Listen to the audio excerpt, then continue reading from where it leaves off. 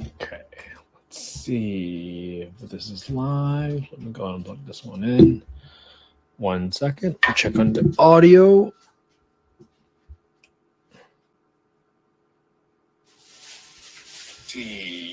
All right, looks like we're in business. So today we have a subject to hybrid deal. This means that there are going to be 2 notes on this deal. So when you're buying a property subject to existing financing, you're buying a property and then you're taking over payments for the underlying loan. Now, if there is an equity portion of it, meaning that besides the loan that you're taking over subject to, there is a balance. In that scenario, we also call that an equity piece. The seller can elect to finance their equity piece to you. Now, why might a seller do that, right? Chances are they want to maximize the purchase price or the selling price for the property that they're selling.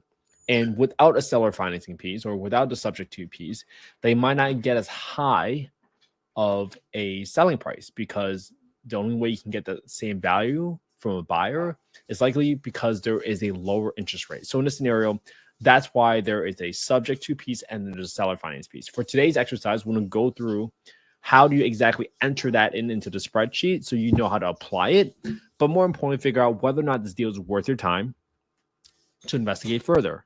Meaning, does it cash flow?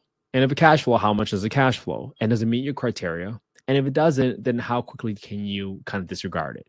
And if it does meet the criteria, then what do you do next, right? Would you send boots on the ground to take photos of the property?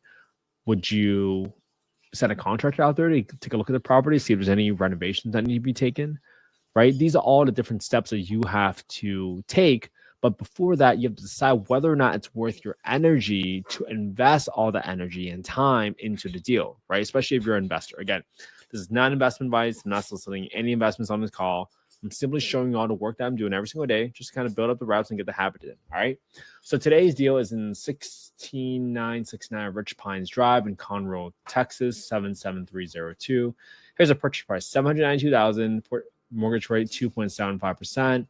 Seller carried 3%. Total monthly payment $2,025. Entry fees $31,150. 4-bed, 2.5 bath, 2,000 square feet. Here's your breakdown for the entry fee: $21,150 to the seller, $10,000 assignment fee. Your total monthly breakdown payment is $2,025. We're going to show you how to use that. And here's all your loan information. So you got your subject to loan right here, right? It's an FHA loan. So sometimes you have to self-perform. So just be really, really careful about that.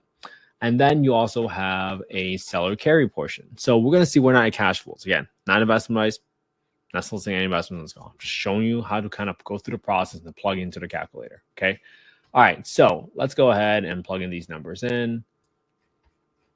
I'll kind of minimize this stuff and just let you guys see this. $292,000. I'm going to plug in my entry fee right here in cell E19.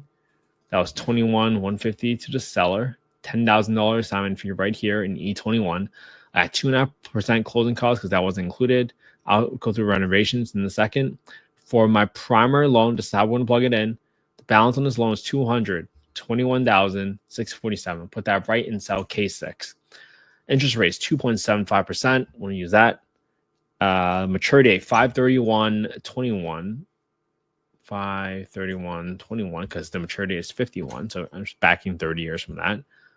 And then I got my seller carry portion. So this is the equity portion, right? The seller's financing to us. So this is the financing piece, 33908 at 3% interest with a 7-year balloon and 30 years payment. Start date 4/1/27.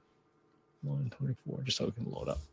All right. So now that I got my total payments in here, right? For 2 payments for my subject to loan, the principal and the interest, and 2 payments for my seller financing piece and the principal and interest in row 22 and 23. I now know that my total payment is $2,025 inclusive of HOA. So I'm not going to include HOA expense against later. So I'm going to go to B28. Equals 2025, which is the disclosed interest rate on this deal, right? And I'm subtract the principal portion of the subject to loan in B20, subtract the interest portion of the subto loan in B21, subtract the principal portion of B22, and subtract the interest portion of B23, which is the seller finance piece. This backs into how much I'm paying for property taxes and also my insurance expenses, all right, as is. Now, typically when you are translating this into an investment property, right, I assume all FHA loans are typically for primary residence. When you're buying this property and it's going to be used for an investment property, typically the insurance premium goes up because the insurance companies view investment properties as higher risk. Okay, so I'm gonna add extra $30 in there for now. I got 10% set aside for my rent for maintenance. I got 10% of my rent set aside for property management, and I got 5% set aside for vacancy because someone always moves out. Now, please, please, please, always, always, always leave aside money for your maintenance, because I literally had an emergency call to fix the HVAC in one of my properties yesterday, and just getting the motor, getting a condensate line, all that stuff replaced, that's going to cost me $2,500, right? So these issues are going to come up every single month, and if you don't set aside money for those issues, you will be grossly overestimating your profitability and underestimating your expenses, right? So don't be that person. Don't think that you've been making extra couple $100 a month, and then all of a sudden you get a $10,000 or $15,000 bill to replace a roof or replace the HVAC or to replace the water heater, and then you realize you didn't make any money for the last couple of years, right? Don't be that person. Always underwrite with maintenance in place, because that money doesn't belong to you. All right. So now that we got a few numbers here, right, for my renovations, let's go ahead and try to look at the property so I can see the general condition of this property.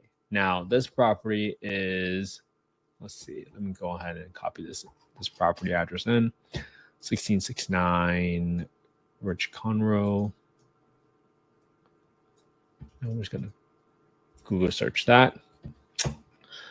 Look up on Redfin, boom, right here. And looks like it's relatively turnkey, assuming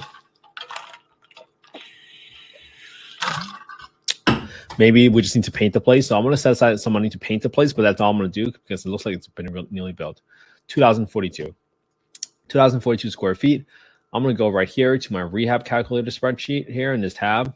I'm going to go to row 86, 2,000. I'm going to say 2,000 square feet. At $3 a square foot, it's going to cost $6,000 to repaint the entire place. I got $500 for landscaping to keep it nice and tidy outside. I got $1,500 for the roof just in case there's something wrong with it, but if not, then it's just money in the bank. I got two toilets I'll replace with high pressure flush toilets for $450 each in row 132. So that's going to give me a total rehab of around 10 grand, just to kind of have it in place, right? Worst case scenario, I got a little bit more money in reserves for a rainy day. It's not going to affect your deal that much. Now, how am I going to get my rents? Okay, the first thing I need to do is look at my rent, and I'm going to look up the county first. This is in Montgomery County. I'm going to go and look up HUD FMR, HUD FMR. That FMR stands for fair market rents. When you Google this, you can go click on the first link up top. You can click on access to small area FMRs. On the next page, you click look up FY 2024 FMRs. You select your state, and then you select your county. This is Montgomery County again. And now you're going to get the rent ceiling by bedroom count by zip code, right? This property was in 77302. So your 4-bedroom rent ceiling is going to be 2430. Okay, let's write that one down. 2430. I'll just write down the 3-bedroom rent just because I'm here. 1890. So you see there's a good lift from 3-bed to 4-bed in 77302. All right. Now that you got that in place, what are you going to do next? You have to get the market rent next. Okay. You have to compare the rent ceiling against the market rent. So in order to get to the market rent, we'll go to affordablehousing.com, go to the owner section, you go to the market rent estimator, you can plug in the address, plug in your bedroom count, and then the most important number is going to be right here. It says that within a 0.34 mile radius, there's 13 units that are 4 bedrooms. So I'm assuming they're all single family homes because you don't really see 4-bedroom apartments. Within a 0.34 mile radius, the average rent is $19.74. So I want to write $19.74 here. I'm writing down all these numbers because my partners already know how to analyze deals. So this kind of helps them just understand where did all these numbers come from. 2298, 2151, 2168. Okay. Now, there's a test. It's called the rent reasonableness test. And this is why whether you use 1974 as a rent assumption and not 2430. Usually the 2430 rent ceiling for the small area FMR includes utilities. If you don't cover utilities, you got to back them off. But this way, the most reasonable rent is going to be the lower of the two. So at 1975, right? I'm going to show you why I'm using 1975. If you Google the HUD Housing Choice Voucher Program Guidebook, the HCV Guidebook, what's going on? Day 305, baby. That's where we're at. All right. If you go to section 2.2, man, you must be so bored watching my lives. I'm saying the same things over and over. Hey, but this is the toughest part about consistent, right? It's a repetition of the same information over and over. But it's what it is, and this is how we help people, right? Because some folks might be watching this for the first time, and I'm really glad I get returning folks like yourself that come onto the live. So thank you so much. All right, section 2.2.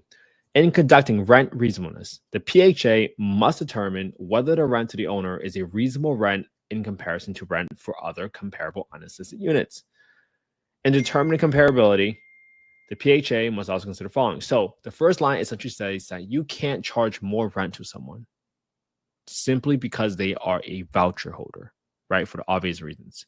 So even though your rent ceiling is $2430, you can't charge more than $1,975 or $2,000 because that's what's reasonable out there, right? That's the market rent. They're not going to let you charge more just because you're renting out to Section 8 holder. Thank you. I appreciate that so much. All right. So the next thing is you have the size and unit type, okay? For the size, all right, obviously you have to compare 1,000 square foot home a little bit differently compared to 2,000 square feet home. But your single family homes also need to be compared differently than apartments. But in this case, I'm really confident that for these 4 bedrooms and these 13 units are probably single family homes because you don't see it. If it's a 3 bedroom, 2 bedroom, you might have to do a little bit more investigation, but that's something for you to be aware of. All right, so now that we got these numbers in place, right? We got the asking price in there already of $292,000, right? 10 grand for the rehab, 1975 for this. We got the payments. We backed into the taxes insurance. We added an extra insurance number. We had 10% for maintenance. We had 10% for property management expenses. We have 5% for vacancy because somebody always moves out eventually. And then we have a net cash flow of negative 573. So if you rent it out for a 4-bedder for 1975, you would be negative cash flow 574 a month, and that's a negative 14% return. So in this scenario, right, it is not a deal for me personally, right? It doesn't mean that it can't be a deal for you, or you have a different exit strategy that allows you to do your own thing differently. That's completely up to you. Again, I'm not giving you any investment advice. I'm just showing you all the work that's happening every day. But today you got to see how we translated a subject to hybrid deal, right? We took the subject to loan, we put it in the first loan, and then the seller financing piece into the second loan, right? That can be applied towards every other type of deal. Every other type of deal. You just got to understand how to put in the numbers in the spreadsheet, and that's pretty much it. It's just math, right? If you take the emotions out of it, you will figure out how to keep it a deal, and if it is a deal. For me, I look for at least 10% cash for cash. So that's why it's not a deal. Okay. So my hope for you today is just copy my homework, right? Look at the same deal I analyzed today. Here's all the details. Using the same spreadsheet. If you guys want to copy the spreadsheet, you guys can go to affordablehousing.io. You can go to get deal analysis to affordablehousing.io, not .com. Plug in your name, email, phone number. Promise I won't spam you. This is just the fastest way for you guys to get this copy of the spreadsheet without me having to get you to DM me your email and my assistant trying to figure out how to email it to you. It's just, this is so much faster. So I hope you all have an amazing day. Yes, that's exactly right. So now you know how to take emotion out of deal and you can go back and renegotiate. That's exactly right, man. All right. I hope you all have an amazing day. I hope you guys copy my homework. I hope you guys can put it on your own YouTube channel so that you can develop the confidence that you need, that you know what you're doing.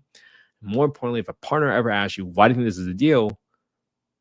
Well, you can point them to your own YouTube channel at that point in time, right? Just remember, the goal isn't to become famous. The goal isn't to figure out whether or not you're going to get a deal. And I say that the point is to build up a habit so you guys can look back and be confident that you know what you're doing.